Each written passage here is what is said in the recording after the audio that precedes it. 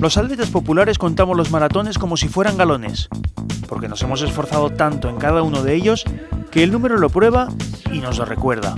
Hoy he quedado con Sonia Napolitano, una valiente maratoniana con unos números impresionantes. 161 maratones y a sus 63 años entrena para seguir sumando.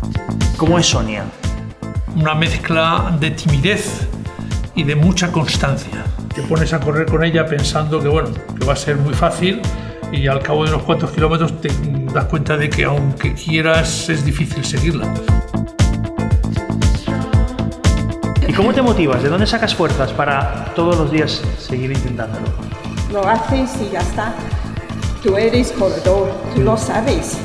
Tú estás diciendo, mañana no voy a correr y mañana estás corriendo. Y cuando lo haces te sientes bien. Sí, dale más energía cuando corres y cuando no corres. Tu acento te delata que tú no eres de aquí. No, soy inglesa. ¿Y te gusta Valencia? ¿Valencia es una buena ciudad para correr?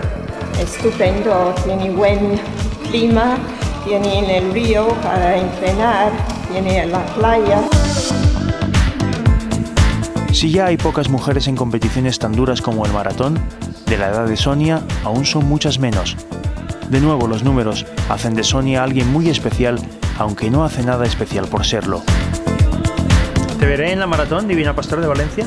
Sí, desde los 85 años he hecho todos hasta ahora y estoy fija, seguro, estoy fija en Valencia.